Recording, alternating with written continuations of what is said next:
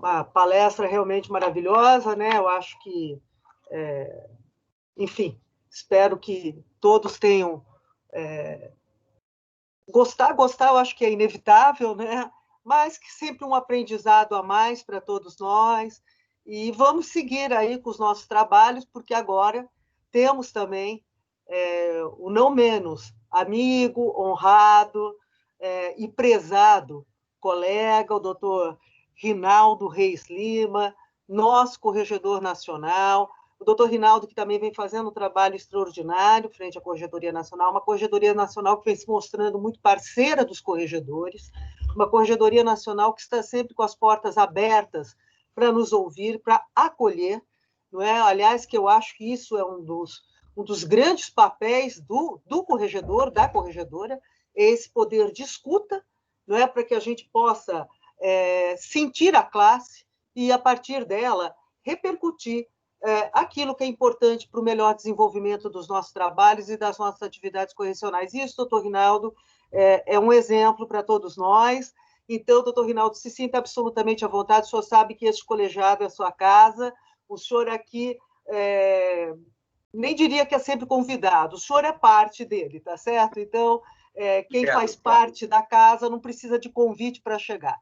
Esteja sempre conosco a qualquer momento. E passo, então, aí para ouvirmos as suas palavras. Por favor, fique à vontade. Bom dia a todas e a todos. Eu quero iniciar cumprimentando muito especialmente essa corregedora, presidente, corregedora do Ministério Público de São Paulo, presidente do Conselho Nacional dos Corregedores Gerais do Ministério Público dos Estados da União, doutora Tereza, essa pessoa tão brilhante, tão cheia de entusiasmo. E eu digo uma coisa, doutora Tereza, o seu entusiasmo é contagiante, e se eu não soubesse da sua generosidade tão grande, eu iria até ficar muito envaidecido com tudo que a senhora, com tudo que você, Tereza, fala. Então, Plena verdade. muito obrigado pelas suas palavras, pela sua gentileza, pela sua parceria como presidente do CNCG, pela sua parceria sempre com a gente. E quero cumprimentar, então, a todas as corregedoras e a todos os corregedores presentes. Quero cumprimentar especialmente minha corregedora, a doutora Carla Amico, do Ministério Público do Rio Grande do Norte. E quero cumprimentá-la também novamente, doutora Tereza, pela escolha dessa palestra inicial, porque eu acho que a gente começar uma reunião de trabalho dessas, ouvindo o doutor Hugo Nigro Mazzilli, realmente é um banho de entusiasmo, com certeza, para todos nós. Né? Até coincidentemente, acho que o doutor Hugo nem nos ouve mais, talvez já tenha saído da reunião, mas coincidentemente eu comprei de novo o livro do Dr. Hugo, acho que já é bem o quarto ou quinto que eu comprei, mas eu não trouxe de Natal para aqui, para Brasília, e também quero ter em Natal a minha última edição, que eu acho que era de 2014, sei lá o que, alguma coisa assim, e comprei de novo. Agora, tá com 2 semanas que eu recebi o livro dele, porque é sempre leitura obrigatória. E o Dr. Hugo, ele é muito assim, interessante. Ele é realmente um promotor de justiça que eu quero dizer aqui, que ele é realmente aquele membro do Ministério Público, ele é aquela pessoa que ele ama a instituição, até hoje, como ele disse aí, mesmo aposentado, mas é como ele se sente, e isso é muito importante. E eu acho que foi muito feliz, então, essa escolha do Dr. Hugo para abrir essa reunião, porque eu acho que tem tudo a ver com o nosso momento atual de Ministério Público. A gente precisa resgatar esse entusiasmo que eu sei que existia, e eu não estou querendo aqui ser pessimista, mas me parece que assim, esse entusiasmo que existia nos membros do Ministério Público até uns 20 anos, 15 anos atrás, mas parece que está um pouco apagado. Eu acho que está precisando a gente conseguir reacender esse entusiasmo. E eu não vejo nenhuma instituição, nenhum órgão mais apropriado para isso do que as corregedorias. As corregedorias como órgãos de orientação, as corregedorias como órgãos de consertar caminhos, de endireitar eventualmente aquilo que é necessário, como órgão para estimular a correta atuação do membro do Ministério Público, como órgão para fazer despertar no membro do Ministério Público aquela necessidade de ele ser verdadeiramente um agente político, que me parece que a gente tem sido cada vez menos. E aí, daqui a pouco, tem um dos assuntos que eu peço para tratar aqui daqui a pouco, doutora Tereza, tem até a ver com isso, que é a residência na comarca, né? Tem a ver com trabalho remoto, e ninguém melhor do que a Corregedoria, nenhum órgão melhor do que a Corregedoria para resgatar isso, e para resgatar no diálogo. Claro, sendo necessário um procedimento formal e rigoroso, disciplinar, até claro que tem que ter também. Isso faz parte. Mas como órgão de orientação, de aconselhamento, de acompanhamento, eu acho que é o órgão por excelência para tentar fazer resgatar esse ânimo de promotor de justiça que talvez esteja meio em baixa na nossa instituição. E, dito isso, doutora Tereza, eu trouxe aqui alguns assuntos para falar muito rapidamente. Não quero me alongar. Fique à vontade, doutor Rinaldo. Fique à vontade. Muito obrigado, doutora Tereza. E quero, inclusive, já adiantar que estou à inteira disposição para ouvir, para discutir, para debater, não só esses assuntos que eu trouxe, mas qualquer um que, por acaso, os senhores corregedores, as senhoras corregedoras, queiram, eventualmente, discutir com o Corregedor Nacional, né? E aí eu acho que a gente poderia exatamente começar por esse que eu citei há pouco, que é o do trabalho remoto e residência na comarca.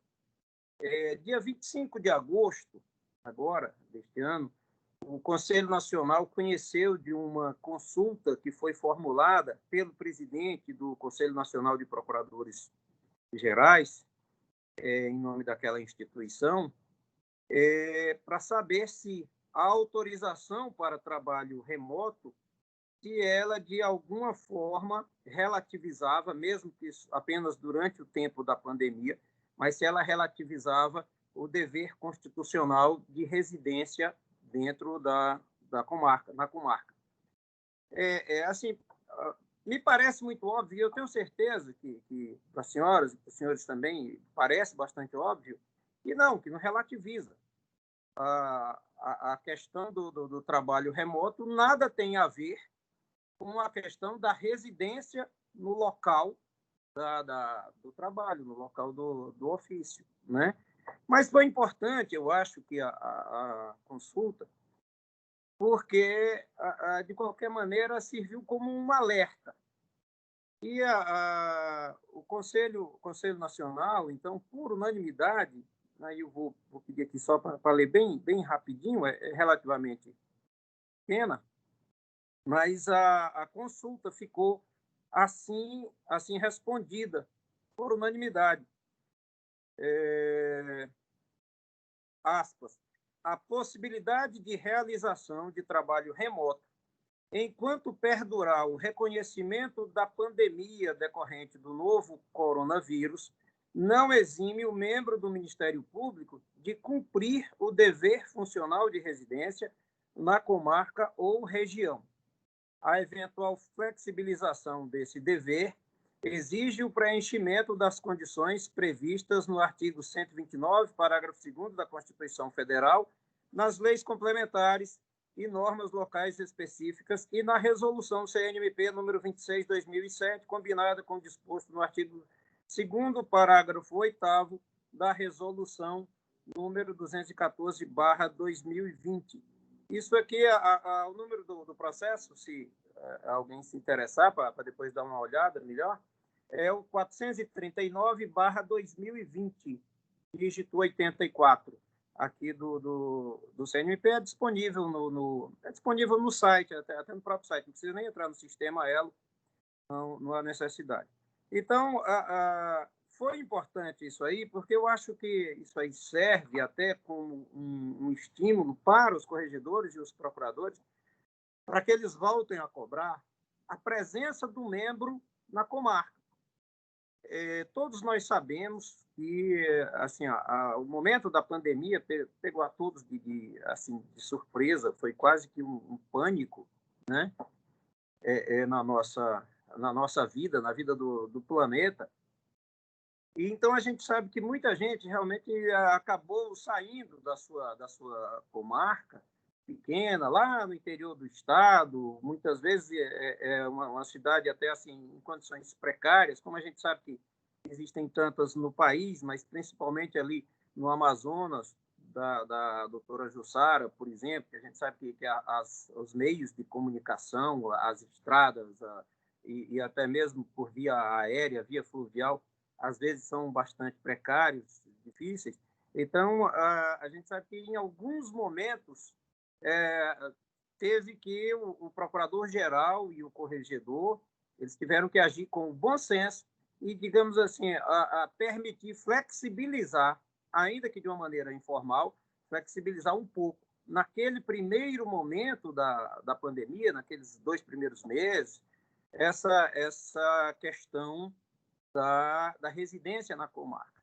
Mas eu acho que no atual momento, na atual realidade da pandemia, que ainda é preocupante, mas que, de qualquer maneira, a gente já tem voltado, se não em todo o país, mas em praticamente todo o país, já tem voltado às atividades normais de todos os órgãos, apenas com cuidados de máscara e essas coisas todas, né?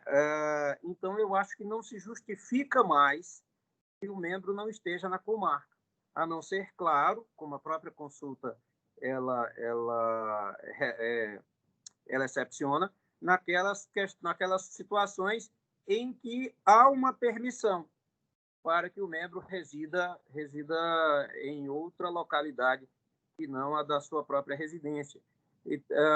Então, eu acho que esse é um momento, doutora Tereza, para que talvez as corregedorias elas voltem a ver, eu acho que já estão vendo, mas eu acho que é uma questão de a gente resgatar a normalidade dessa questão da residência na comarca, né? E eu digo isso porque aqui tem chegado notícias aqui na Corregedoria Nacional de diversos membros que ainda não voltaram. E aí nós temos, só para exemplificar, mas sem citar especificamente os casos, nós temos casos de membros do Ministério Público que, por exemplo, o membro é lotado numa cidade lá do Rio Grande do Sul e está morando em São Paulo. Isso já está sendo apurado por aqui, mas são muitos casos, são muitos mesmo, chegaram aqui ao nosso conhecimento. Nós estamos dando já uma olhada nisso aí. Se for o caso, vamos nos valer também das corregedorias locais, só porque algumas situações eu sei que existem, quando chegaram aqui, eu sei que existem autorizações. Então, são membros que estão autorizados a morar mesmo em outro estado, porque fazem mestrado, doutorado. Então, ainda estou aqui numa fase preliminar de levantamento, inclusive já estou arquivando algumas situações aqui de plano, porque já vi que não procedem. Mas eu acho que essa tem que ser uma preocupação, porque eu não consigo enxergar, de maneira nenhuma, como é que um agente político ele não está inserido na comunidade em que ele é o agente político. Porque o promotor de justiça, o procurador da República, o procurador do trabalho, etc., ele só é agente político lá na sua comunidade. Ele é promotor de justiça efetivo, atuante, dentro da sua comarca.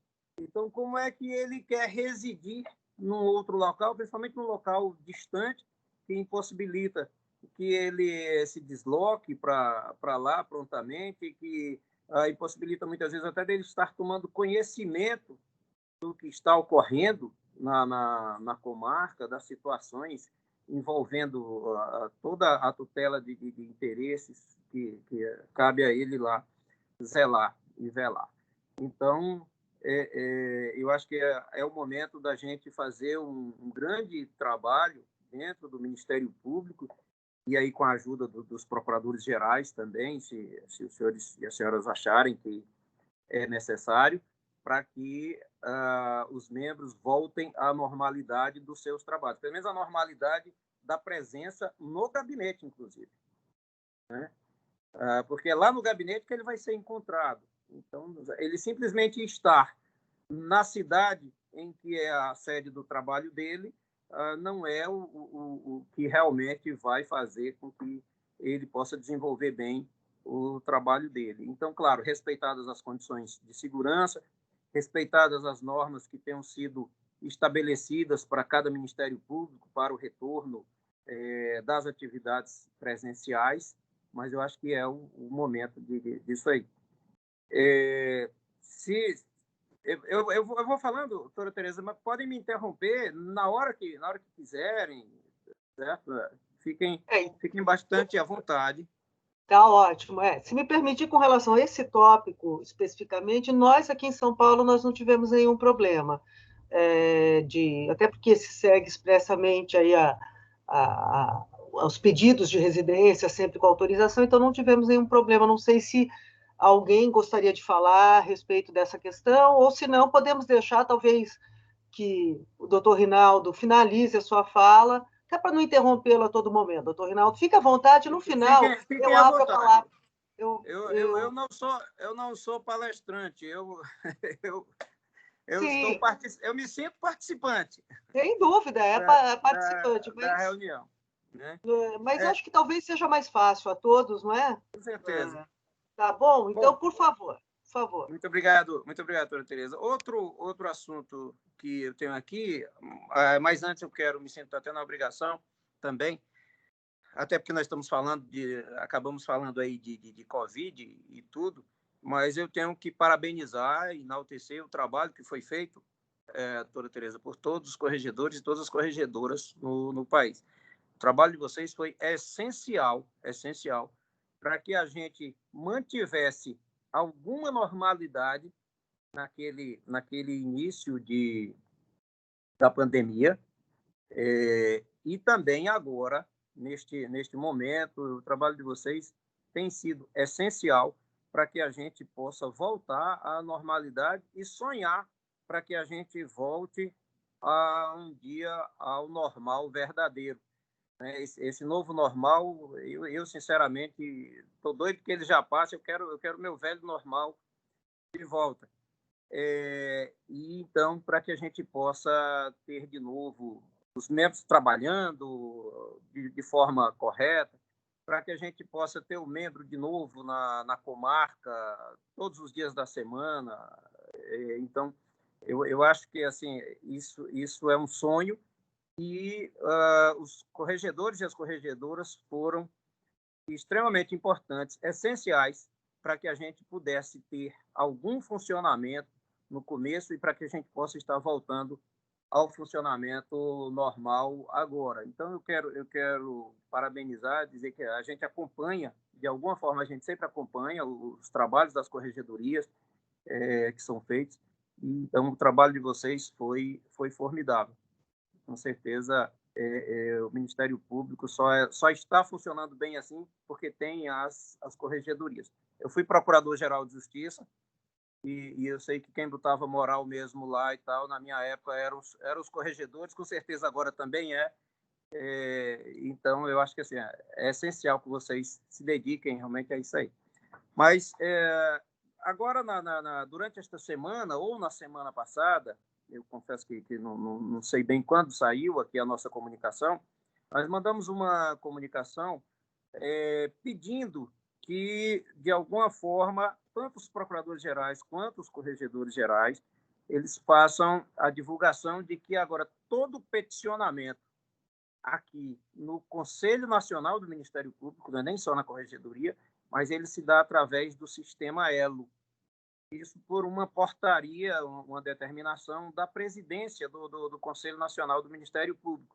Então, eu peço só que as senhoras e os senhores, na medida do possível, divulguem para que a gente não tenha dificuldade, depois de algum membro tentando mandar as coisas para aqui via e-mail ou ainda via ofício, de alguma outra forma, físico, alguma coisa assim, porque hoje tudo é aqui no sistema ELO.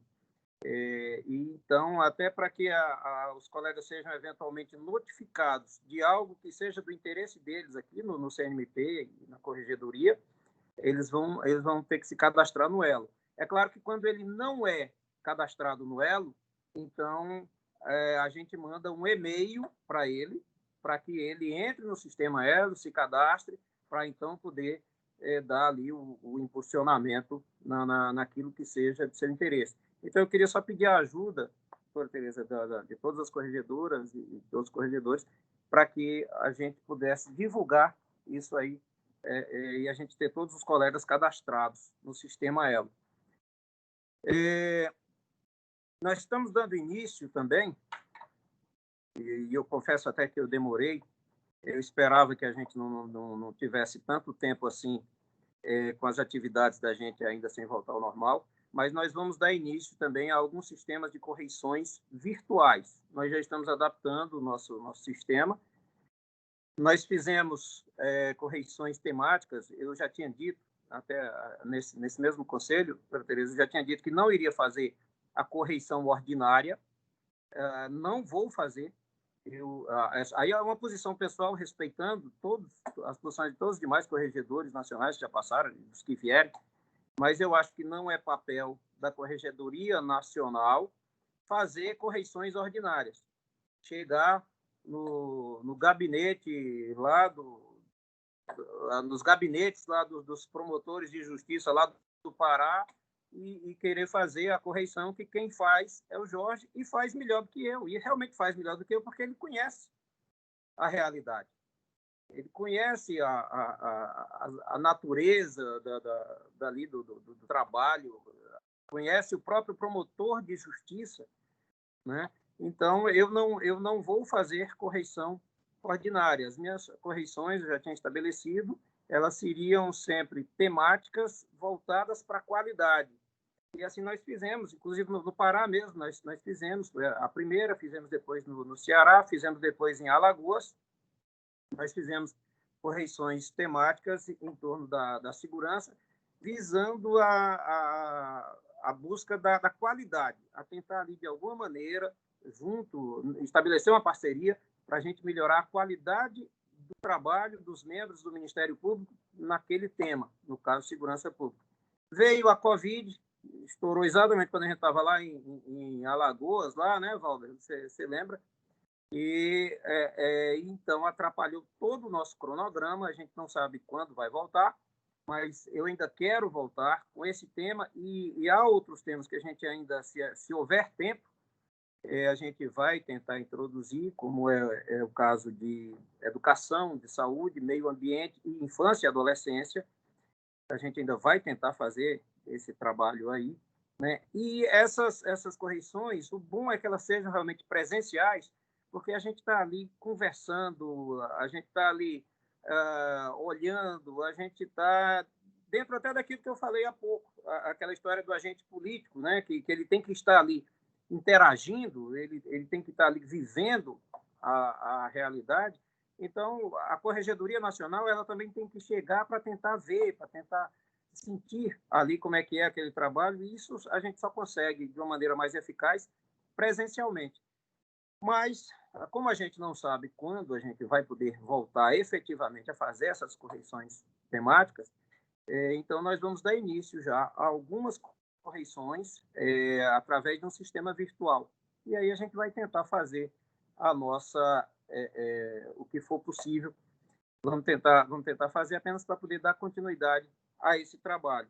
Nós vamos começar também com as correições nos órgãos de controle disciplinar. Essa é uma modalidade de correição que o CNMP estabeleceu, que deve ser feita, que é aquela correção para a gente ver como é que estão sendo conduzidos os processos disciplinares dentro dos órgãos disciplinares de cada Ministério Público. Então, assim, corregedoria, procurador-geral, eventualmente conselho, colégio, em grau de recurso e tal, seja o que for. Essa é mais fácil da gente fazer virtualmente, né? E nós devemos começar ainda este ano, agora em novembro, a gente está só fazendo uns ajustes nos sistemas da gente, vamos começar com essa, e depois vamos, através do sistema Elo, a gente quer estender isso aí até para outros temas. Tem também determinações e recomendações que são feitas pelo Conselho Nacional, que são oriundas normalmente de correições que são feitas pela Corregedoria Nacional. Eu estou tentando fazer um trabalho. Quando eu cheguei aqui, nós tínhamos quase 1.500 determinações e recomendações da Corregedoria Nacional para todos os ministérios públicos, né? Isso aí é a soma de tudo que estava espalhado por todos, e que a gente estava acompanhando. Alô? Alô? Doutor Rinaldo, estamos, acho que está sem, acho que caiu, não estamos vendo nem ouvindo, né? Tenho a impressão que... Vindo sim, acho que só... Eu não estou vendo nem ouvindo. Márcio, acho que o doutor Rinaldo saiu. Vamos ver, acho que está ingressando novamente.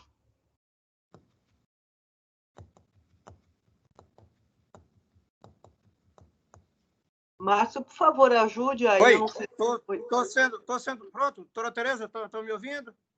Estamos sim, perfeito, retornou. Tá bom, peço desculpa, não sei se foi alguma coisa aqui, mas acontece. Estou aqui. Bom, então havia quase 1.500 determinações e recomendações que eram acompanhadas aqui pela Corregedoria. Isso nos obrigava a ter uma estrutura nos obrigava a ter uma estrutura de pessoal aqui grande só para fazer esses acompanhamentos. E então eu passei a analisar a natureza dessas recomendações, dessas determinações, e o que eu percebi foi o seguinte: a maioria eram só recomendações, e recomendação, eu particularmente, eu sou contra que a gente fique fazendo acompanhamento, porque fica parecendo uma cobrança em cima de algo que é apenas uma recomendação, e eu não concordo. Aliás, eu acho que recomendação, a gente tem que fazer um movimento a nível nacional e tentar valorizar a recomendação, porque a recomendação acabou sendo banalizada dentro do Ministério Público. Isso de uma forma geral, vai desde o promotor de justiça até aqui o Conselho Nacional. Mas isso é outro assunto. E havia também diversas determinações. E muitas dessas determinações, que aí eu também, com toda a vênia, a todos os conselheiros aqui que acabaram homologando isso aí que tenha sido sugerido pelos corregedores nas épocas, mas eu acho que o CNMP ele tem um limite, a Corregedoria Nacional e o CNMP ele tem um limite do que ele pode determinar. Então, havia determinações, por exemplo, para que fosse encaminhado o projeto de lei à Assembleia Legislativa para fazer adequação assim, de servidor, de não sei o quê e tal. Isso não pode. O Conselho Nacional não pode fazer isso, o corregedor muito menos, porque isso aí era, na minha opinião, uma invasão da autonomia política do próprio Ministério Público, do Procurador-Geral de Justiça, do Colégio de Procuradores, eventualmente. que é a quem cabe decidir o momento político das mudanças, ainda que as mudanças sejam necessárias, ainda que as mudanças realmente elas possam melhorar bastante ali a atuação do Ministério Público. Mas, então, o que é que eu fiz? As recomendações, quase que 100%, a gente deixou de acompanhar, e aí houve a comunicação para todos os ministérios públicos. Havia muitas dessas recomendações que elas eram, inclusive, acompanhadas pelos corregedores, né? Mas nós deixamos de acompanhar, e as determinações, aí realmente é aquilo que a gente vê, que a gente viu aqui, que realmente é necessário e que está, de alguma forma, está contrariando a Lei 8.625, uma lei complementar local ou qualquer outra norma. Então, as determinações que eu consegui restringir muito, aí essas nós estamos fazendo o acompanhamento e, eventualmente, vamos precisar da ajuda dos corregedores, das corregedoras, para que a gente possa então concluir aquele determinado processo em que se deu aquela determinação, tá? Mas nós diminuímos muito isso aí. Hoje nós ainda estamos com um número que eu ainda acho inaceitável, que nós estamos ainda com um pouco mais de 400, mas nós já conseguimos baixar mais de 1.000 dessas determinações e recomendações que eu vi que não fazia mais sentido aqui a gente está aqui como trabalho aqui na Corregedoria Nacional, né? Dentro do nosso trabalho, dessas correções temáticas, por onde nós já passamos, Pará, Ceará e Alagoas, então ficaram, sim, algumas determinações, mas, mesmo assim, muito pouco bem resumidas e assim, muito objetivas. E sem invasão, eu penso, se alguém tiver alguma opinião diferente, pode falar com bastante tranquilidade, mas sem invasão da autonomia de ninguém, nem do procurador-geral, nem do corregedor, sem invasão da autonomia, porque eu acho que isso que é importante.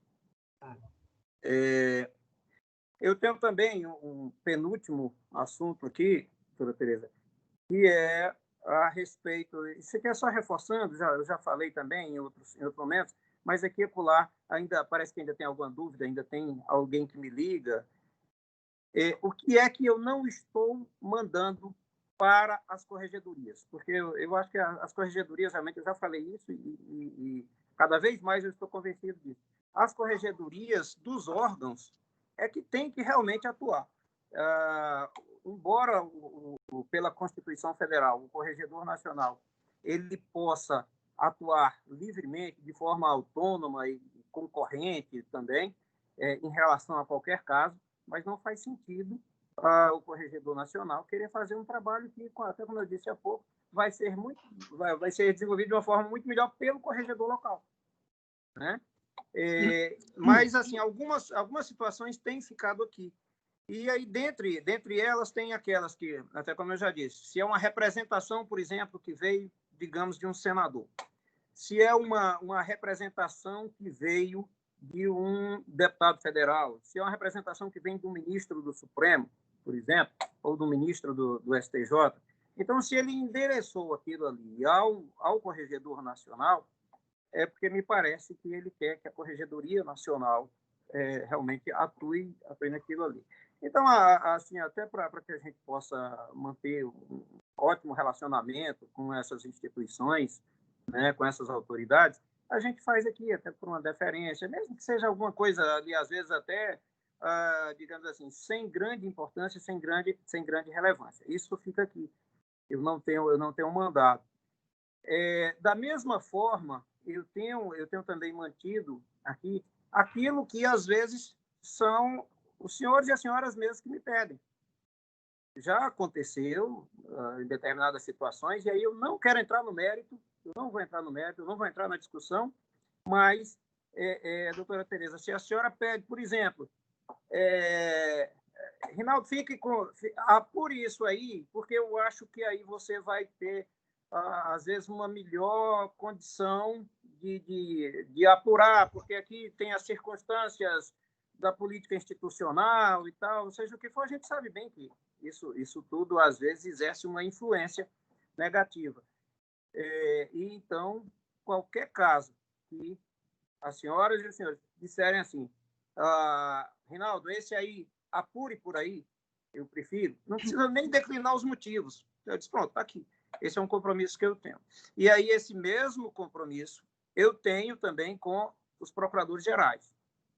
Tá? Então, se algum procurador-geral também me pede isso, eu também não vou atrás nem de saber os motivos. Se ele está me pedindo, é porque lá no Ministério Público dele alguma coisa pode interferir, ou às vezes até tirar a tranquilidade dele, tirar a tranquilidade de vocês, muitas vezes, diante de um determinado caso. Então, isso sempre fica aqui. Eu estou só reforçando isso só porque tem acontecido ainda uma outra situação, doutora Tereza, em que às vezes eu estou sendo questionado por isso, tá? Mas aí só para explicar, mas sempre lembrando que, assim, no geral, o meu propósito é o de encaminhar para as corregedorias locais, porque sei que elas é que podem fazer um melhor trabalho.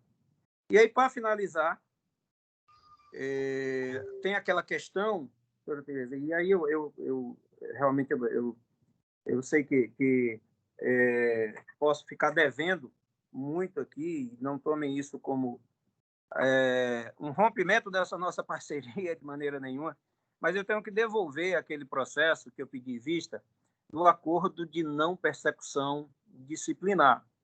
Eu estudei bastante, coloquei minha assessoria, eu mesmo me dediquei muito também, assim, eu fui atrás de lei e tudo, e eu não estou conseguindo ver como a gente poder fazer isso, autorizar que existam os acordos de não persecução disciplinar por uma norma do Conselho Nacional do Ministério Público. Já tem o voto do doutor Cacheta, que é pela possibilidade, que é pela instituição do acordo. Mas eu, particularmente, eu acho que assim, é matéria de reserva de lei pela própria Constituição Federal, e isso empata, inclusive, o próprio poder disciplinar, o próprio poder normativo do Conselho Nacional do Ministério Público, porque é uma norma que está na própria Constituição Federal, dizendo que tem que ser estatuto, né, regimento interno de cada Ministério Público, regimento disciplinar, ele é matéria de lei. É matéria de lei por iniciativa do Procurador-Geral de Justiça, né? Isso está lá na Constituição Federal, lá no 128, parágrafo 5º, se não me engano. E, assim, embora eu seja um entusiasta, e eu falo com toda a sinceridade disso aí, eu espero que a gente consiga realmente implantar isso aí, mas eu não consigo dar esse poder para o CNMP. Eu acho que o CNMP ele não pode interferir, ele não pode fazer, às vezes, do órgão local, do Ministério Público local, do Procurador-Geral de Justiça, do Corregedor, quando aquilo ali, pela lei, pela Constituição, é de iniciativa deles. Até porque eu acho isso muito perigoso. E aí é aquela história, o que vem para o bem pode também vir para o mal. Então, a partir do momento que a gente reconhece que o CNMP ele pode editar normas aqui que não são legais, né, que não são lei formalmente. Ele pode editar normas para modificar as leis complementares, as leis orgânicas de cada estado e do MPU. A partir do momento que eu reconhecer isso aí, mesmo que seja para uma coisa louvável e boa, que eu sei que é, mas daqui a pouco vai vir também para as outras coisas. Tá? Então, assim, é o meu pensamento com a devida vênia, com o devido respeito, e até pedindo desculpa por não poder acompanhar, porque sei que esse é um pleito dos corregedores. E aí, o que eu digo, reforçando que sou favorável a que exista isso, o que eu digo é que a gente deve fazer um trabalho, e eu me engajo nesse trabalho, se por acaso não for aprovada, porque pode ser que seja aprovada ainda pelo Conselho. Eu vou dar o meu voto contrário, mas já tenho um voto favorável. De repente, por maioria, lá o Conselho resolve aprovar a paciência, né? Aí tudo bem. Mas caso não seja aprovado isso no Conselho, eu me comprometo a me engajar no trabalho com todas as senhoras, com todos os senhores, para que os procuradores gerais, colégios de procuradores e tal, tenham essa iniciativa de mandar para suas assembleias legislativas, tá?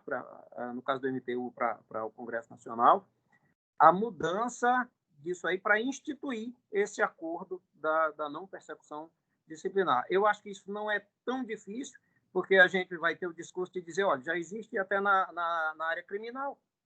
A gente quer só fazer um ajuste, para que também tenha, em matéria disciplinar, haja essa possibilidade.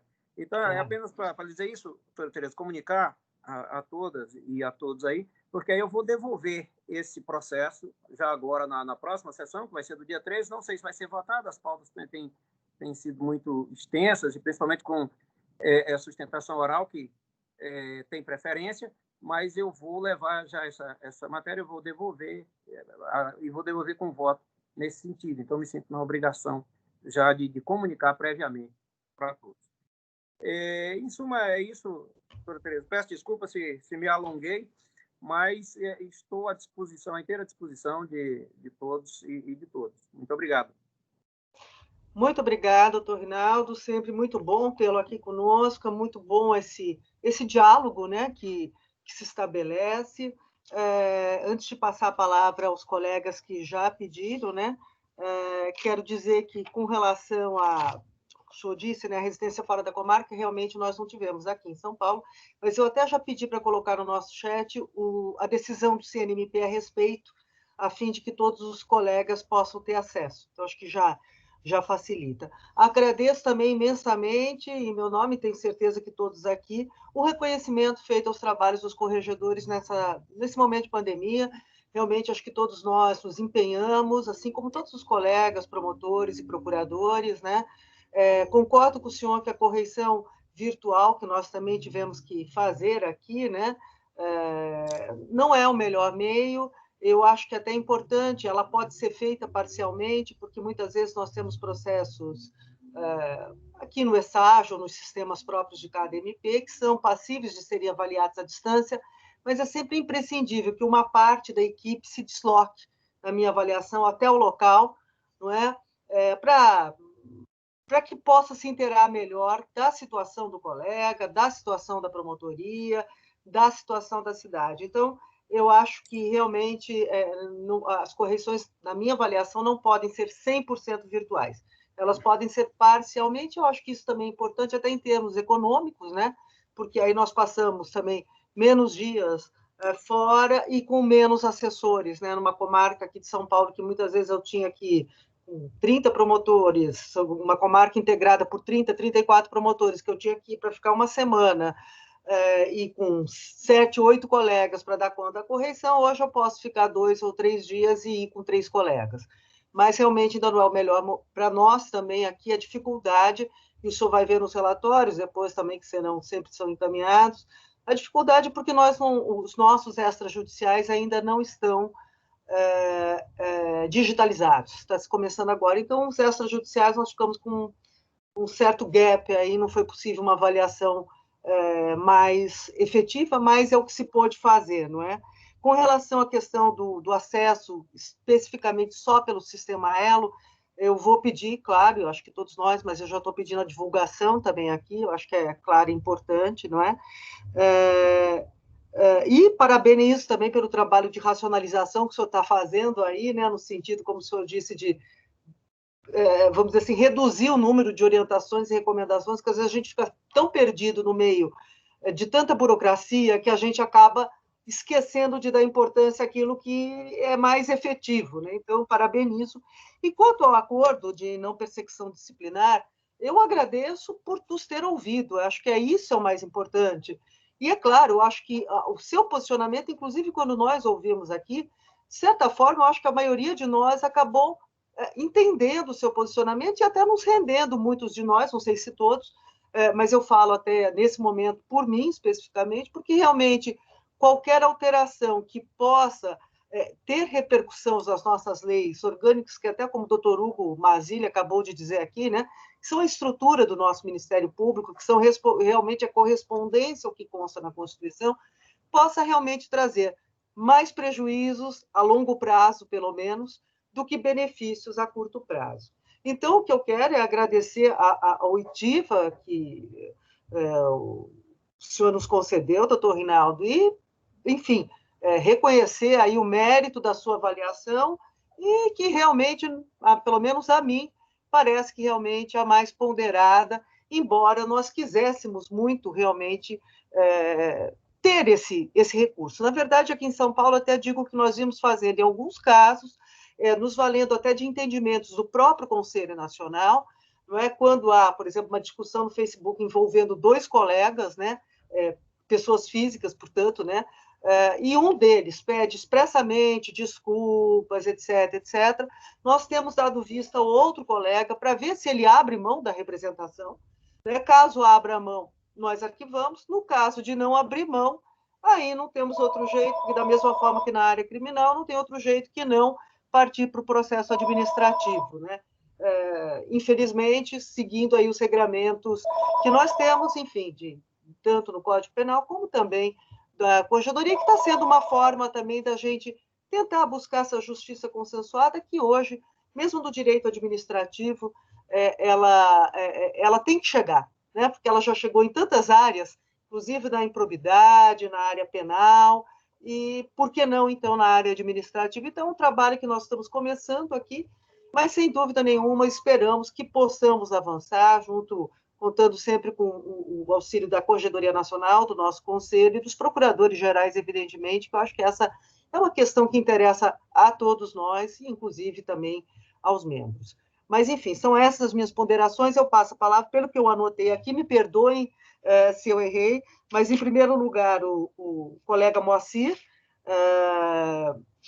que pediu a palavra, depois o colega Mário, de Santa Catarina, o subcorregedor de Santa Catarina, aqui, representando o nosso querido Ivens, que está no gozo de merecidas férias, depois a Jussara, o Valber e, salvo engano, a Eliseta.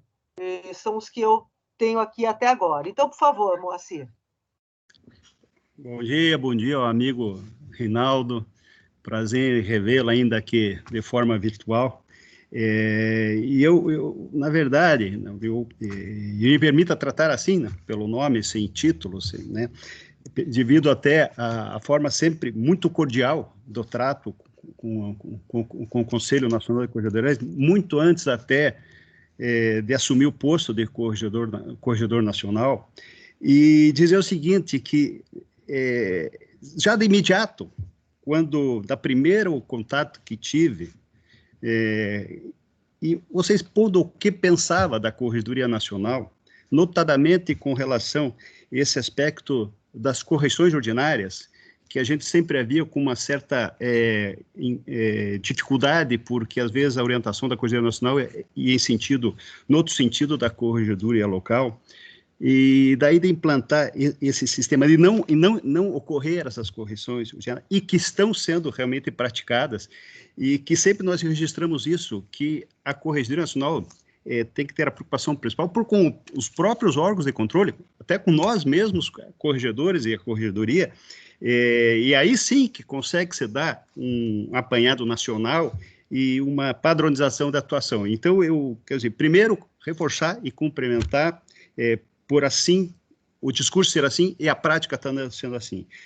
Questão também com relação ao disciplinar. Também quero aqui testemunhar que o discurso está se confirmando na prática. As questões, pelo menos com relação ao Estado do Paraná, estão sendo todas remetidas à nossa Corregedoria.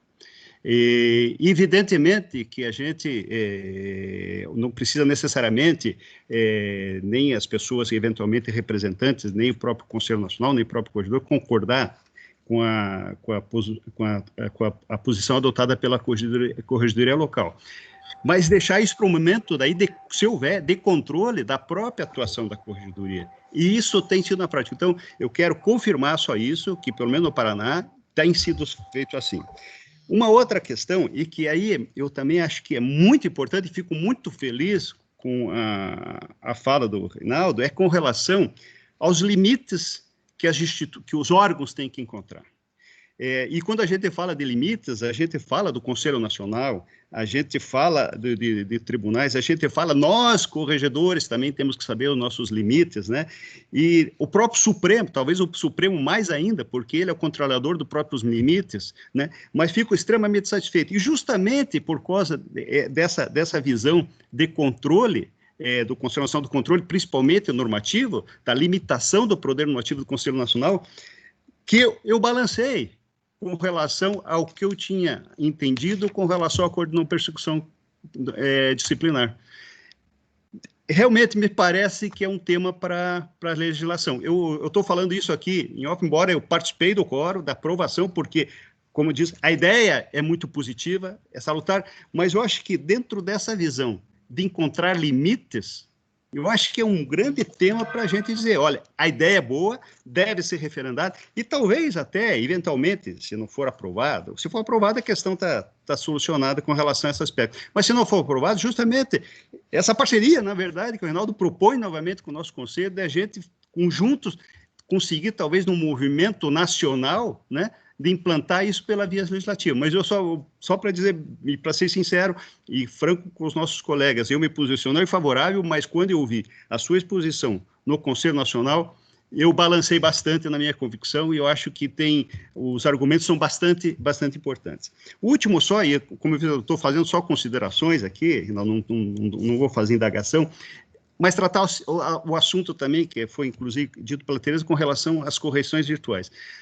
Eu fiz algumas correções virtuais, logo, ainda quando a pandemia estava num sistema mais crítico. Notadamente, fiz a reserva de fazer essas correções nas promotorias judiciais, que só tem atuação basicamente judicial, porque daí você tem todo o sistema eletrônico.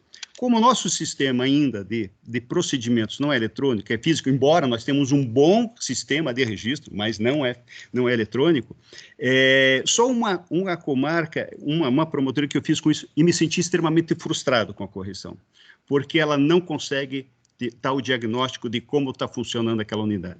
A partir dali, depois do dia 16, como já houve uma flexibilização, daí encontrei talvez que seja o modelo, no momento, o melhor, e a própria Tereza falou, um sistema misto, parte presencial e parte virtual. E assim que a gente tem funcionado bem, com isso implica que a gente possa ficar menor tempo nas comarcas do interior, que a gente possa ir com uma equipe reduzida, mas que a gente possa fazer essa avaliação positiva de como estão sendo movimentados os procedimentos, com a eficiência que se deseja, e não aquela informação meramente registral, e também como que a promotora está envolvido com a comunidade, como é que ele é recebido, como é que ele é nas entidades de acolhimento de crianças, como é que as visitas em delegacia, nos cárceres. Então, acho que isso é muito importante. Mas eu trago só esses temas de reflexão, e só não podia deixar de fazer isso, e é a razão principal da minha intervenção, é para dizer, esses dois pontos primeiros que eu falei, o Reinaldo, como coordenador nacional, tem feito um discurso muito forte de valorização das corregedorias, e, na prática, isso está se confirmando. Obrigado, Reinaldo. Obrigado, Tereza. Devolvo a palavra.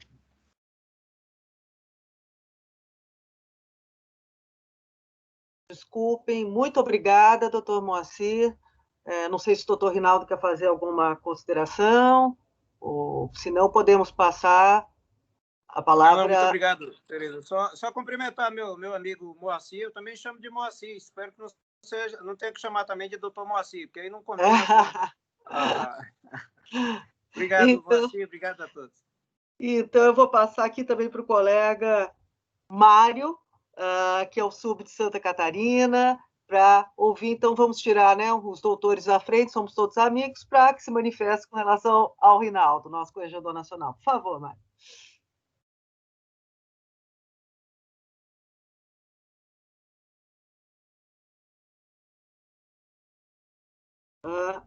Mário, você está...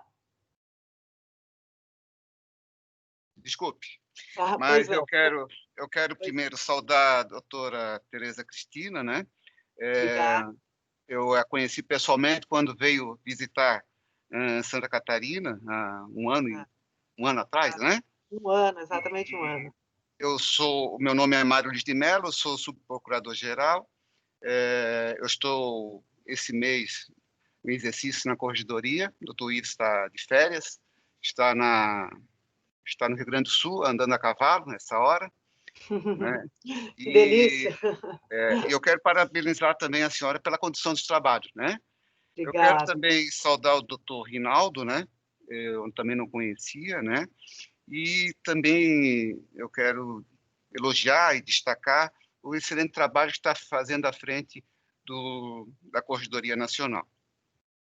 Com relação a um tema que para mim é muito importante, é com relação ao retorno das atividades presenciais, né?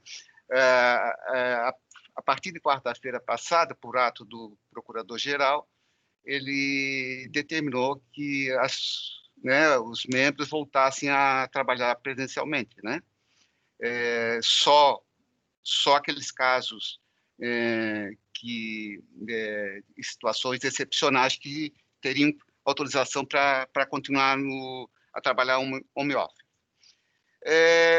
Em tese, os promotores, né, inclusive, se manifestaram dizendo que retornaram aos trabalhos presenciais, né, inclusive aqueles que têm autorizações para residir fora da comarca. Nós temos uma resistência aos procuradores de justiça, né? Esses até solicitaram para permanecer trabalhando por home office, só retornando a assessoria, a metade, no caso, né? Porque a autorização foi para que o retorno presencial, mas só a metade do corpo de trabalho, né? Uma situação que eu não sei, o doutor Rinaldo pode me ajudar, é com relação às autorizações de residência fora da comarca, não só em situações agora da pandemia, mas em geral, né? Eu sou defensor, assim, do promotor residir na comarca. Sou, assim, extremamente, eu sou até meio chato, né? Já fiz esse discurso no colégio, numa situação de uma punição de uma promotora, mas eu tenho resistência, né? Tem resistência aqui, né? O pessoal entende que não, que hoje com modernização, com computação, isso, aquilo, o trabalho é o mesmo. Eu entendo que não, né? Eu acho que o promotor que reside na comarca, ele vai conhecer a comunidade, ele vai conhecer a situação da comarca, né? Eu sou testemunha dessa situação em vários casos que eu até ingressei com ação, foi em razão de eu residir na comarca. Eu tenho certeza que se eu não residisse na comarca, eu não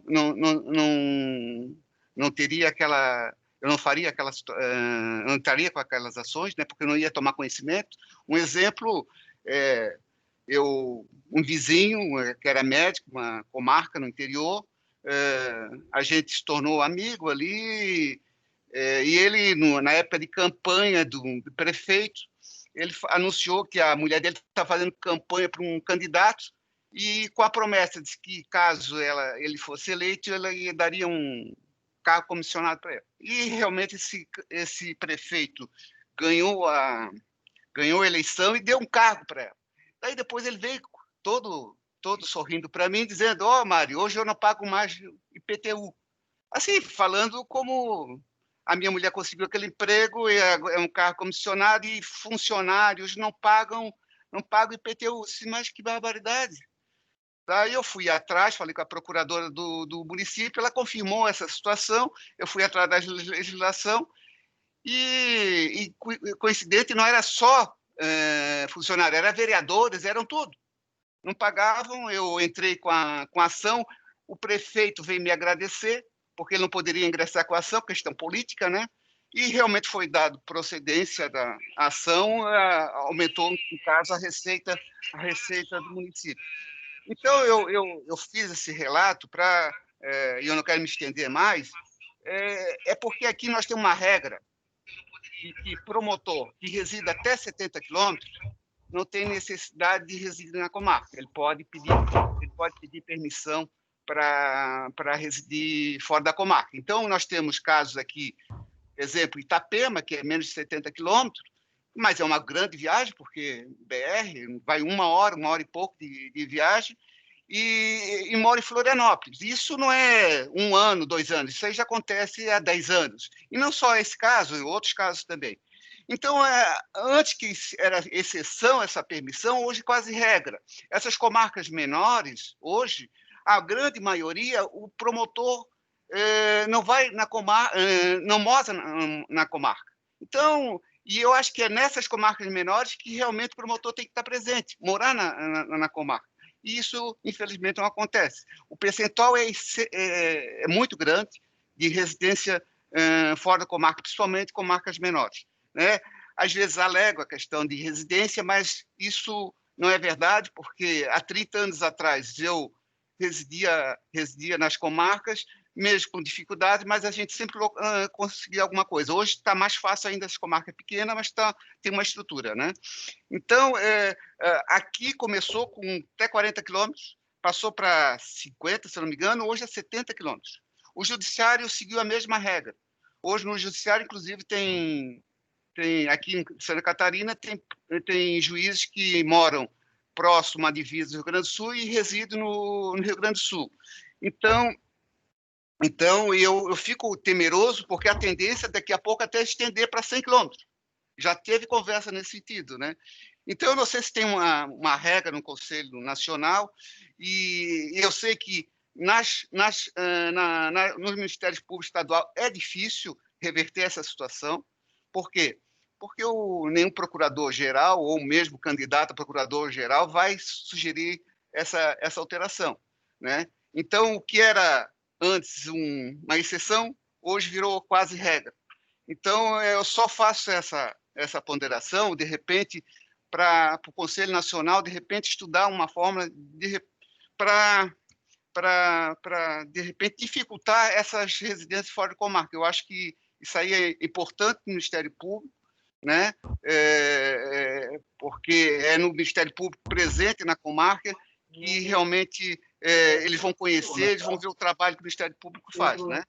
Eu sei que hoje promotores andando 70 km por hora, 70 km de extensão aí é complicado. Ele sai depois do meio-dia, chega na comarca às vezes 1 hora e pouco depois, faz as audiências, final da tarde já está voltando, então ele não conhece nada. Ele vai lá fazer as audiências, despacha alguma coisa e volta. Então, eu acho complicado. Eu só faço, isso é um desabafo, meio que desabafo, né?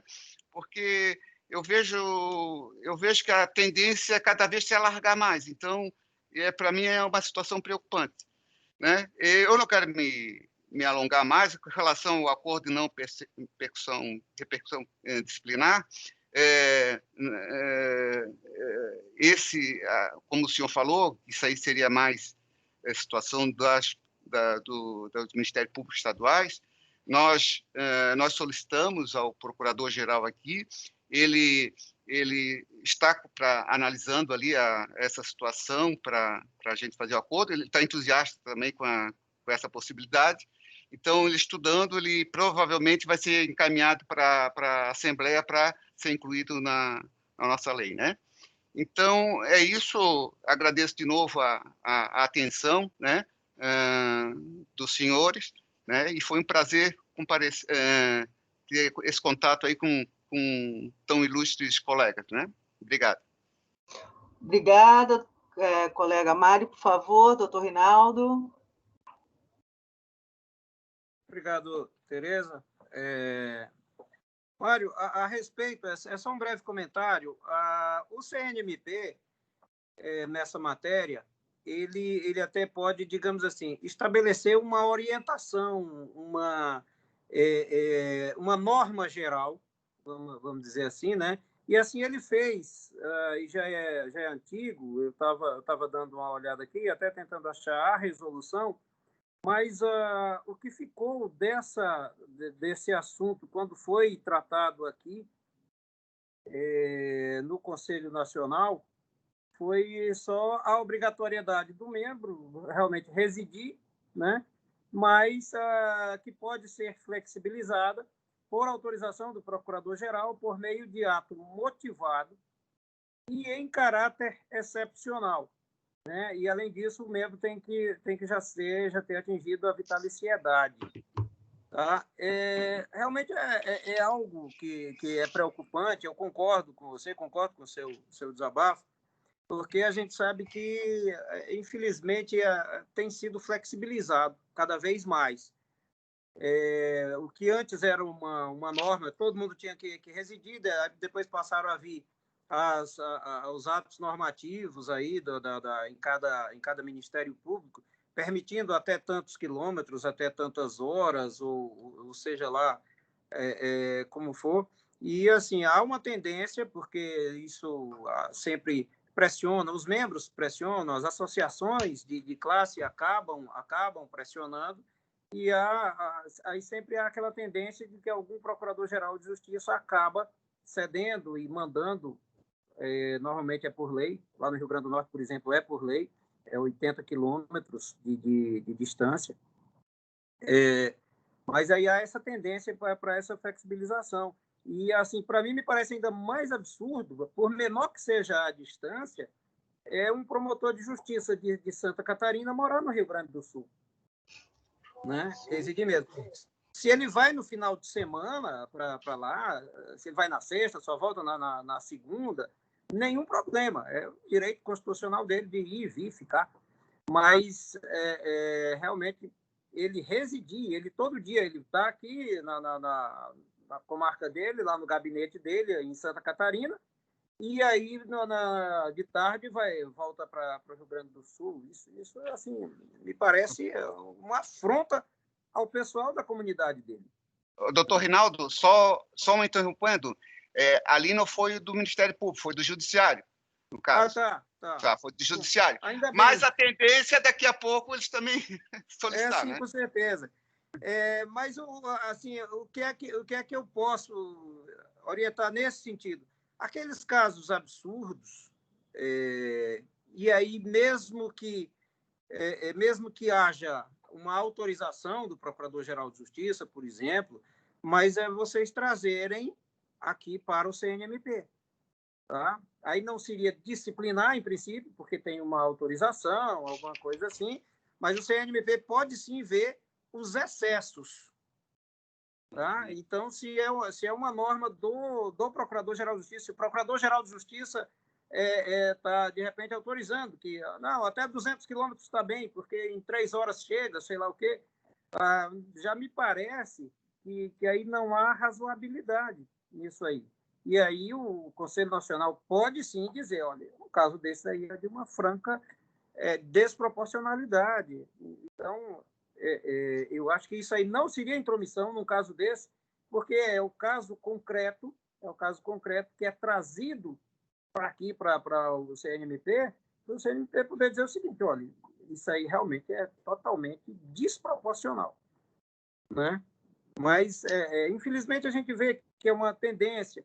E aí, só para já trazer aqui outro assunto também, que eu acho terrível, mas é a questão do trabalho remoto, do home office, de uma maneira geral, para membros, que as associações estão se preparando já para pedir aqui.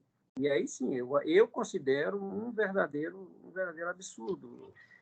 E aí eu faço só uma comparação. Eu sei até que deve existir, claro, mas pode um vereador, por exemplo, digamos, ele querer trabalhar em home office? O vereador é um agente político, né? Pode ele querer trabalhar em home office, ele é vereador lá do interior do Mato Grosso e quer morar em Cuiabá, por exemplo. E tal. Não tem sentido, ele é um agente político, o agente político tem que estar inserido na sua comunidade, e ainda que ele, no final de semana, ele saia, não tem nenhum problema. Mas ele tem que estar lá, ele tem que frequentar, mesmo que não seja para fazer compra, mas ele tem que ir ao mercado, ele tem que andar nos hospitais, nas escolas. Né? Como é que ele vai fazer isso em home office? Como é que ele vai ser encontrado em home office para uma pessoa, um cidadão comum, sem muitas posses, sem muitas condições, como é que vai conseguir encontrar esse membro do Ministério Público que está em home office lá, não sei aonde. Então, são situações que a gente tem, e isso tem tudo a ver com corregedoria, mas que a gente tem que controlar, porque senão daqui a pouco elas realmente vão estar minando toda a nossa imagem e a importância do nosso trabalho. Aí é outra coisa que os membros precisam acordar. Nós temos que nos fazer importantes. Se nós não nos fizermos importantes, daqui a pouco nós somos desimportantes. E aí o que acontece com a gente? Vai se acabando, aí a gente vai virando um órgão cada vez menor. Né? Então, esse é o perigo. Né? Concordo integralmente, doutor Rinaldo. Concordo. Aliás, é aquilo, né? Lugar vago, ele não vai permanecer vago, né? Alguém vai se sentar nessa cadeira, alguém vai ocupar essas funções. Isso é muito importante que está sendo pontuado. Excelente. E já tem acontecido, doutora Tereza, por exemplo, as defensorias né, invadiram muito já do nosso espaço. Delegados de polícia invadiram o nosso espaço. A gente vivia brigando para manter o controle externo da atividade policial, mas será que ele é efetivamente exercido pelo Ministério Público em todos os lugares? Né? Exatamente. Então, é o tipo da coisa. A gente abre espaço. Se a gente abrir espaço, aí não tem dúvida. Realmente chegam, invadem e tomam de conta. Sem dúvida nenhuma. Isso é muito importante que a gente tenha em mente, né? Porque, às vezes, como eu disse até no final da palestra do colega Hugo, a gente fica tão perdido, às vezes, em questúnculas pequenas, em brigas intestinas desimportantes, que nós vamos perder o grande, entendeu? Nós vamos perder a respeitabilidade que foi conquistada com muito trabalho, né? E de todos nós, de todos os colegas. Jussara, você tem a palavra. Eu vou ser muito objetiva para não tomar o tempo dos colegas que ainda não tiveram oportunidade de se pronunciar. E aí eu queria tocar no assunto, doutor Rinaldo, que é a atuação eleitoral. A propaganda eleitoral começou ontem. E, apesar disso, se insiste, 3 meses antes da eleição, não pode mudar o promotor de justiça, como até depois, 15 dias depois da diplomação.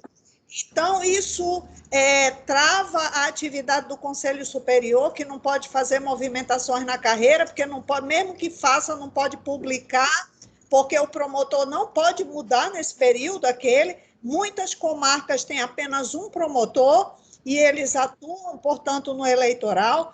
Então, há uma dificuldade muito grande nessa questão de remoções, promoções, convocações daqueles que estão no eleitoral e deveriam estar nas comarcas, portanto, cumprindo o calendário eleitoral. Desde janeiro, nós temos a questão das condutas vedadas. Então, os membros já tinham que estar lá atuando, orientando a população, fazendo recomendações, e há toda essa dificuldade. Inclusive, ontem nós tivemos uma reunião no Conselho, onde ficou deliberado o necessário retorno de todos aqueles que estão convocados e tem eleitoral do interior, e outras situações nesse sentido, ante a proximidade aí do pleito eleitoral. Então, a minha colocação é no sentido de que o apoio do Conselho Nacional é muito importante, e da Corregedoria Nacional, aí em todos esses aspectos, porque às vezes o membro quer residir fora da comarca num período eleitoral, o membro quer estar fora da comarca num período eleitoral onde ele tinha que estar lá permanentemente junto da comunidade, atuando num momento tão delicado, tão difícil e tão próximo a um pleito eleitoral municipal. Municipal, quer dizer, ele teria que estar lá na comarca. Então, seria muito importante um apoio do Conselho Nacional nesse sentido, e que houvesse uma padronização nacional, que a gente teria muito mais respaldo para cobrar essas situações nesse sentido. Inclusive, a gente verifica tantas contrariedades à Resolução 30, tantas contrariedades à questão da resolução eleitoral, onde pessoas que estão em cargos comissionados com eleitoral, pessoas que estão acumulando promotorias com a eleitoral, e tem essa questão remuneratória também. Então, eu gostaria de ouvir Vossa Excelência com relação a essa questão, que nós temos aqui lutado bastante pela presença do membro na comarca, sobretudo aí nesse período tão próximo do calendário eleitoral. Devolvo a palavra, presidente. Obrigada, Jussara. Por favor, Rinaldo, com a palavra. Doutora Jussara, acho realmente extremamente relevante a sua preocupação. E até porque a gente sabe que as questões eleitorais, e principalmente à medida que vai se aproximando do dia da eleição, elas têm que ser resolvidas imediatamente, mas é imediatamente mesmo. Às vezes é uma situação que necessita da pronta intervenção ali do membro do Ministério Público Eleitoral. Acho extremamente relevante essa preocupação, mas em relação à questão da moradia, se o promotor de justiça ele tem autorização para residir, ou seja, para de noite, no final da tarde, voltar para a sua casa que ele fixou com autorização do Procurador-Geral de Justiça em uma cidade próxima. Então, assim, pelas normas atuais, eu não vejo como a gente, de alguma forma, impedir, né? Mas eu acho que pode haver, sim, uma provocação, e aí essa provocação seria muito bem-vinda da parte do Conselho Nacional, dos corregedores, porque a gente poderia fazer adaptações nessa resolução que a gente já tem aqui no Conselho Nacional, exatamente para abrigar esse tipo de situação, doutora Jussara, que eu acho importante. Eu acho que realmente, assim, pelo menos num determinado período, nos 30 dias, digamos, nos 30 dias anteriores à eleição, a necessidade de o promotor permanecer na comarca, né, todos os dias. Eu não sei, alguma coisa assim. Eu acho que essa discussão ela seria bem-vinda aqui no Conselho Nacional, para que a gente possa fazer alguma adaptação na resolução que a gente já tem tratando disso aí. Então, fica aqui, assim, eu acho que o tema que a doutora Jussara introduziu é muito importante, e fica, então, assim, da minha parte, uma sugestão para que a gente possa tratar disso aqui com uma provocação. Aí a provocação de vocês ela seria muito bem recebida, porque é a provocação de quem está acompanhando o trabalho de todos os membros nas zonas eleitorais. Então, acho que a provocação do CNCG aqui seria realmente muito importante nisso aí. E aí eu me comprometo de, quando chegar aqui, chegando, a gente conversar, a gente marcar uma reunião extraordinária, coisa que todos os corregedores, para a gente poder tratar desse assunto. Me comprometo, eu encampo isso aí. Obrigada. Realmente uma questão muito interessante, muito importante abordada aí pela colega Jussara. Obrigada, viu, Jussara? A palavra agora é para o nosso colega Valber, das Alagoas. Valber, por favor, fique à vontade.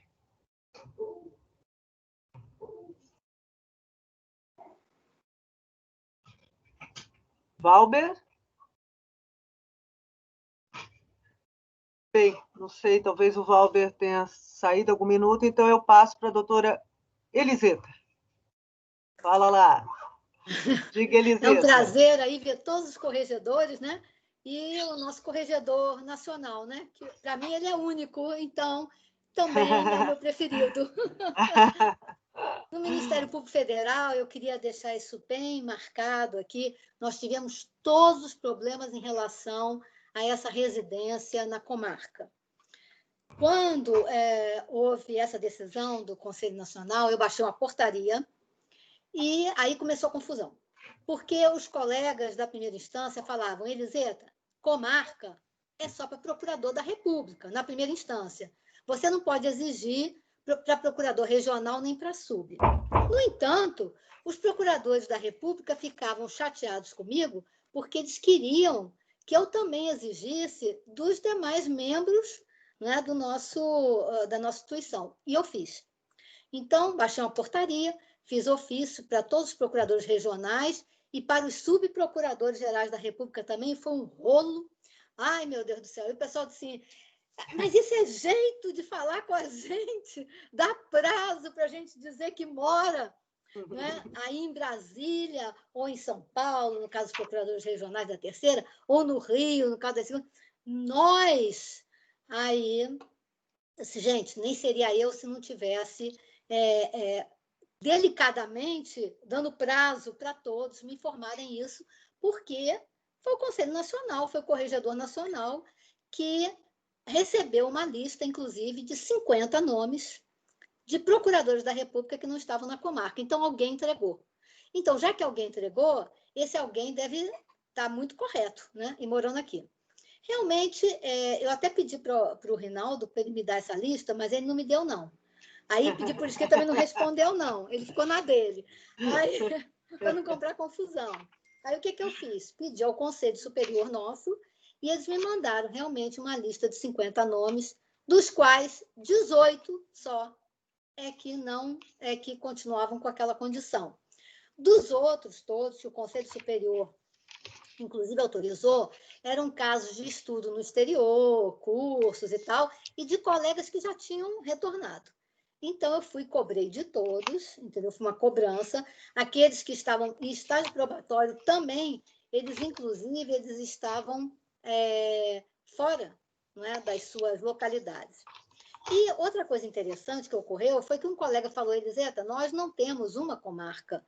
Nós somos procuradores da República, nós trabalhamos em 40 municípios, por exemplo. Tem procurador que trabalha em 40 municípios. Onde é que eu vou morar?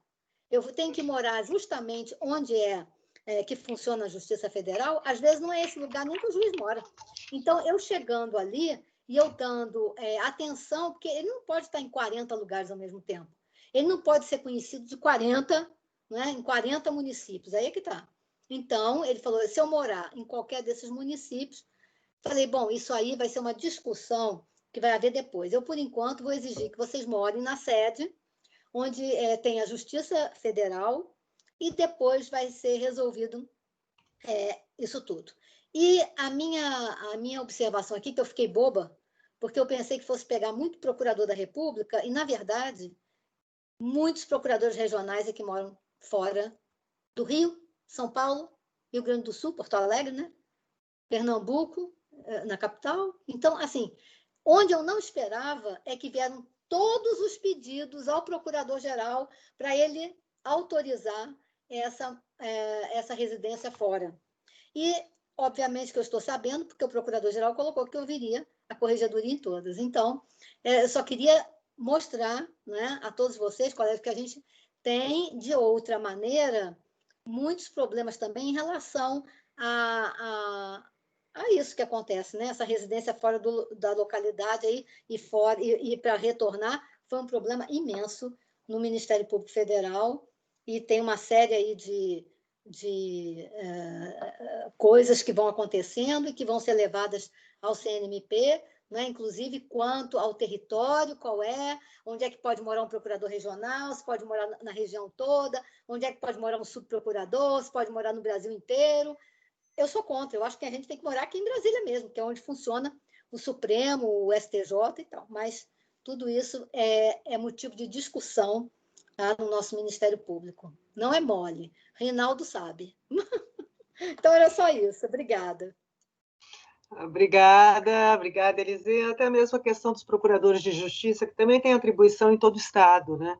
É uma situação que às vezes também se coloca. Bom, aqui também agora eu passo... Me permita uma palavrinha sobre desculpa, isso, claro. Claro, obrigado. É mais uma observação. Primeiro, cumprimentar a minha amiga Eliseta, que é sempre uma simpatia grande.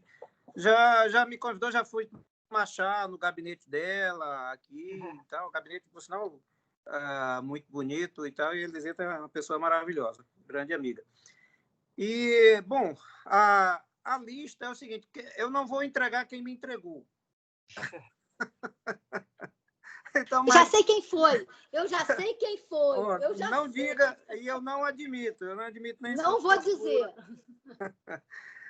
Mas eu já vi, inclusive, quer dizer, que a grande maioria ali tem autorização, tá certo? Se essa autorização ela é, digamos assim, legítima ou não, aí é outra questão, não é disciplinar, tá bom? Se quem deu, por exemplo, uma liminar, porque tem algumas que são por liminares, né, e tal, concedidas por conselheiros, então, se ele tinha esse poder para dar essa liminar ou não, aí a outra questão não é disciplinar, tá bom? E eu estou encerrando. A grande maioria ali vai ser encerrado, tá bom?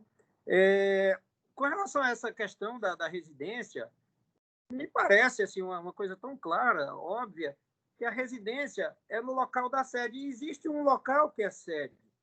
Então, se a gente tem aqui um determinado membro do Ministério Público Federal, o Procurador da República, que ele é responsável aqui por 40 municípios, mas me parece que ali a Procuradoria-Geral da República fixou a sede naquela determinada cidade ali e tal, e ali ela instalou a Procuradoria, o ofício da Procuradoria do Ministério Público Federal. Então, me parece que aquela é a sede. Mas se ele quer morar em qualquer um dos 40 municípios, que eu tenho certeza que não vai querer, assim, eu acho muito difícil ele querer, porque normalmente a sede é no município maior, né, que tem mais estrutura, mas se ele quiser morar, se ele tiver autorização do órgão competente dentro da Procuradoria-Geral da República, não sei se é o Procurador-Geral ou quem é, se ele tiver autorização, tá tudo bem. Se ele não tiver autorização, eu entendo que ele está de alguma forma agredindo ali o princípio constitucional da residência no local do seu ofício, no local da comarca, né? Vamos chamar assim. E eu acho que isso vale também para os procuradores regionais, para os subprocuradores. Ora, se o local de trabalho dele é aqui nos tribunais superiores, aqui no STJ, no STF, né? Então me parece muito óbvio que o local de residência dele é aqui em Brasília, né? Esse é o local de trabalho dele. Então, eu acho que eu não vou fazer nada de ofício, não se preocupe, tá? Esse problema é seu, pronto, esse problema é seu, mas eu estou apenas dando a minha opinião, que, para mim, precisa, sim, de autorização e ela tem que ser justificada, inclusive aqui, seguindo a própria orientação do CNMP, ela tem que ser excepcional e tem que ser justificada, né? Bom, é isso. Obrigado, doutora Tereza. Obrigado, Elisete. Obrigado. Obrigada. Passo a palavra à nossa querida Cessa, Sergipe. Estão ouvindo bem? Sim. Eu só consigo ver nesses quadradinhos. A minha tela realmente não divide com todos. Tudo então, bom, quero saudar a Tereza, né, e nela todos os corregedores que se encontram presentes, inclusive neles incluindo o corregedor, nosso corregedor nacional, doutor Rinaldo. É muito breve, até pelo horário, apenas fazendo algumas ponderações, né, pensando em voz alta. Né, nós ainda nos desgastamos tanto com questões que já deveriam estar definidas, né, e sem maiores discussões. Por exemplo, a questão da residência nas comarcas. Esse é um dos problemas que não somente o Ministério Público de Sergipe, mas todos os ministérios públicos enfrentam. E vocês podem imaginar que Sergipe é o menor estado da federação, né? Então, isso nós conseguimos fazer uma definição de quilometragem, né, para autorizar a moradia quando bem próximo à capital. Mas, por exemplo, finais de semana, quem fica na comarca, né? São questões que sempre nós estamos nos debruçando, há um desgaste muito grande institucional quanto a isso. Há, às vezes, algumas dificuldades que nós começamos a lidar pelas posturas de alguns procuradores gerais, mas, enfim, eu vou me inspirar nas palavras, do professor Hugo Mazzilli. Eu até, na hora, gostaria de dizer a ele que ontem, no arquivamento que fiz de uma RD, novamente o citei, ele ainda muito presente, nas nossas fundamentações. é dizer que essa caminhada nossa é um desafio constante, não é? Nós nunca estamos numa situação de margens mais tranquilas, né? De mar mais tranquilo, menos revoltos. E acredito, por que eu falo isso? Porque nós temos tantas necessidades outras a enfrentar, né, na instituição. Nós temos problemas bem maiores, né, bem mais densos, bem mais alargados, que precisaria de uma atuação mais conjunta nossa. Mas é a caminhada, a turma mais nova, principalmente, é uma turma, eu não digo todos, mas há uma boa parte, né, que tem uma outra forma de concepção, um outro conceito, apesar de, como eu digo, todos a eles todos. Fizeram o concurso para ingressar na carreira, sabendo que iriam entrar e trabalhar nas comarcas do interior. Por fim, somente fazendo umas pinceladas e também agradecendo a presença aí do Dr. Rinaldo, sempre tão próximo nosso, de forma tão simples e tão sincera e espontânea, e dizer que aqui em Sergipe também nós aprovamos o TAD, Dr. Rinaldo, eu até enviei, né, para o senhor, né, como nós tínhamos acertado na última reunião. Demorou um pouco a aprovação pela Assembleia Legislativa, pela Assembleia Legislativa não, a sanção do governador do Estado, porque nós estamos num período de muito litígio político, vamos ter eleição agora, e havia também dentro dessa remessa da proposta do TAD, uma alteração na nossa lei orgânica referente também a essas eleições. Mas, enfim, nós já estamos nessa atuação e apenas dizendo, né, da satisfação de tê-lo feito. Foi uma iniciativa da própria Corregedoria, porque eu acredito nesse instrumento de trabalho e estamos renovando aqui a nossa disposição sempre para a Corregedoria Nacional. Muito obrigada, Cessa. Parabéns, né? Parabéns aí. Vamos ver se todos nós conseguimos seguir esse passo. Parabéns, viu, Cessa? Parabéns de verdade, viu? Eu já tinha tomado conhecimento, mas quero aqui, de público, dar os parabéns pela sua iniciativa, por vocês terem aprovado isso aí. Excelente. Obrigada. E agora a colega Luciana, do Rio de Janeiro. Luciana, você tem a palavra. E depois o colega Luciano, de Minas Gerais.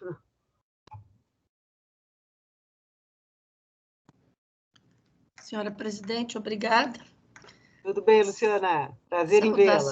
Saudações a todos os queridos integrantes desse colegiado. 4-0, tinha que registrar, né? Terminar, doutor Rinaldo.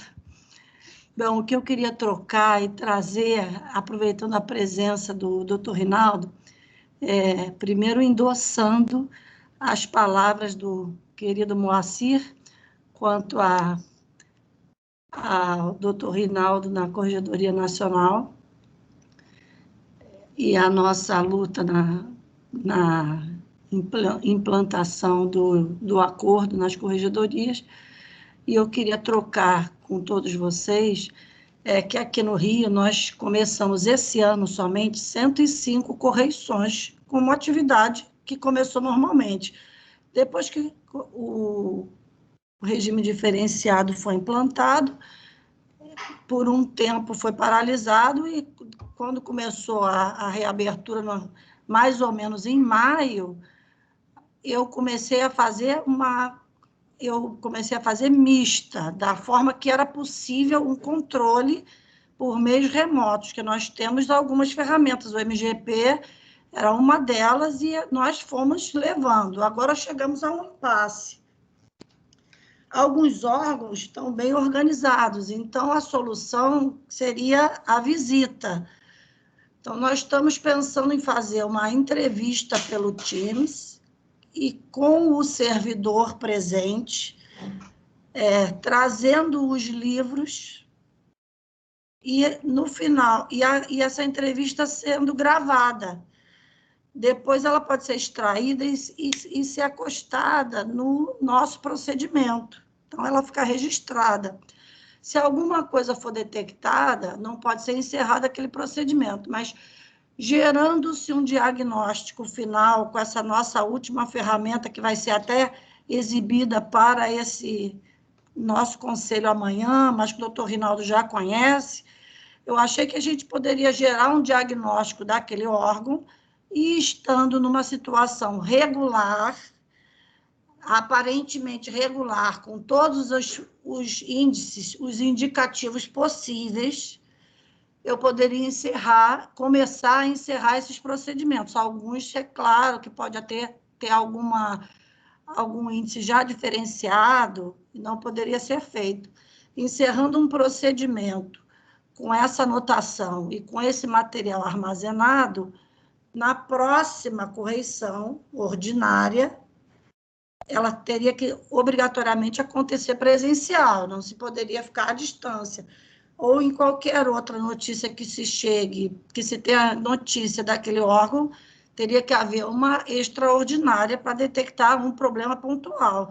Mas o grosso seria encerrado, não haveria problema. E o servidor poderia participar de uma parte dessa entrevista com os subcorregedores, mostrando as partes físicas, porque nós temos muita coisa já digitalizada, já implantada no eletrônico, mas a parte que ainda ficou de secretaria, que são os livros, nós podemos fazer por essa etapa virtual e gravar.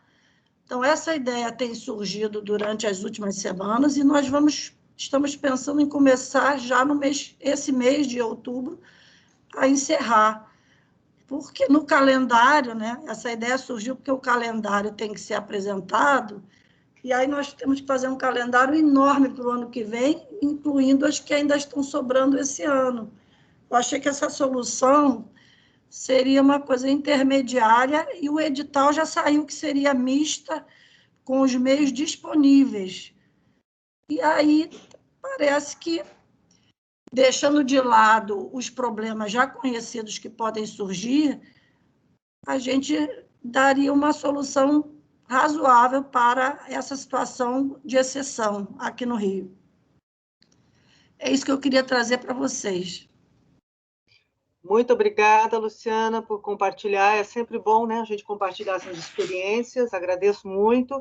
Eu não sei, tem o colega Luciano de Minas, eu acho que... Sim. Pois não. Só, presidente, desculpa interrompê-la. Claro. Eu a cumprimento, estendo os cumprimentos aos ilustres colegas. Na verdade, o objetivo da minha manifestação é me dirigir de forma especial ao doutor Rinaldo, porque como a minha assunção à Corregedoria de Minas é relativamente recente, eu não tive ainda essa oportunidade das vezes anteriores.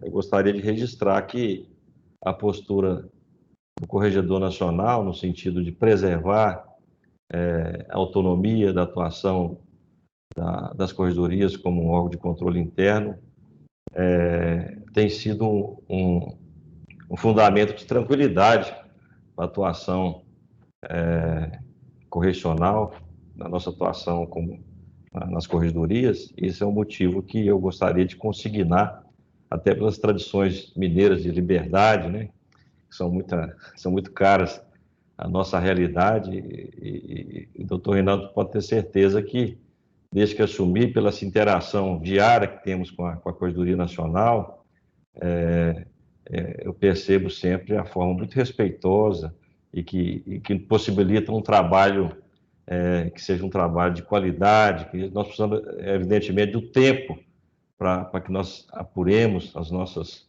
mazelas, né? Ainda mais nesse período de pandemia. Em Minas Gerais, de forma peculiar, um estado geograficamente grande, e nós tivemos realmente algumas dificuldades exacerbadas nesse período, que felizmente estamos superando, até pela interlocução muito positiva que temos com o Procurador-Geral. Então, eu gostaria só de fazer essa manifestação e agradecer a atenção de todos, em especial do Corregedor Nacional. Muito obrigada, Luciano, um prazer ouvi-lo. Bom, Tereza, doutor Rinaldo. uma palavrinha rápida? Claro, eu só queria passar exatamente... Não, por favor, eu quero que, por favor, agradecendo já a sua participação, passar a palavra, claro, para as suas considerações finais. Só para cumprimentar também o Luciano, desejar aí todo êxito aí para ele à frente da Corregedoria aí de Minas. Realmente não nos conhecemos ainda, como outros outros corregedores também, que já assumiram. Um dia desse eu estava conversando com o Maluf, lá do Mato Grosso do Sul, que também assumiu, e eu também não conhecia ainda pessoalmente, né? Infelizmente, essa pandemia nos trouxe esse distanciamento. A gente tenta vencer um pouco virtualmente, mas não é possível, né? Mas desejar, então, a todos os que assumiram já aí no curso desse momento tão ruim, que tenham bastante êxito, que Deus ajude aí todos vocês. No caso do Luciano lá, o trem tá feio, né, Luciano? O mineiro sempre fala, né? O trem tá feio, né? Aqui tudo é trem, né? Inclusive o próprio. Mas a coordenadoria do Luciano tá de parabéns sempre. Eu recebi um legado extremamente positivo do Dr. Paulo Cansado, né? Claro, grande colega. Paulo é gente boa, um abraço para ele. O Dr. Paulo, a gente tem uma convivência muito, muito respeitosa, e ele deixou um legado muito positivo. E Minas tem as peculiaridades no sentido uma diversidade muito grande de região para região, né? Regiões muito pobres, com dificuldades assim de inserção nesse fluxo eletrônico. Mas, enfim, eu penso que a instituição aqui tem reagido bem, de forma propositiva, e os problemas realmente eles ocorrem, eles surgem. Alguns são mais perenes, outros não, mas eu creio que as questões estão sendo bem equacionadas, felizmente. Bem, eu agradeço, então, a todos, a todas. Doutor Rinaldo, agradeço imensamente, né, em nome de todo o colegiado, sempre a sua presença aqui, sempre muito bem-vinda, viu? É sempre um prazer esse diálogo, essa troca de experiências, essa abertura, essa tranquilidade que nós temos no diálogo. Também se sinta, como eu disse, parte, tá bom? Integrante desta casa, nesse momento, neste espaço virtual nosso, não é? Mas, por favor, as nossas portas também estão sempre abertas. Agradecemos extremamente a gentileza sempre do seu contato, dos seus retornos, viu? Eu quero agradecer a todos os colegas presentes e pedir, por favor, o retorno às 14h. Infelizmente, não vou conseguir nem alargar o tempo de início, porque eu tenho um outro evento na escola hoje, às 18h. Então, eu vou pedir, por gentileza, o retorno de todos aqui às 14h, para que a gente possa ouvir também a nossa respeitadíssima conselheira, doutora Sandra Krieger, que integra o Conselho Nacional do Ministério Público. Doutor Rinaldo, muitíssimo obrigado, muita saúde. Tereza, agradeço a todos. Grande abraço para todas, para todos. Deus proteja todos vocês. Amém. Até mais. Amém. Até daqui a pouco, colegas. Obrigada, abraços.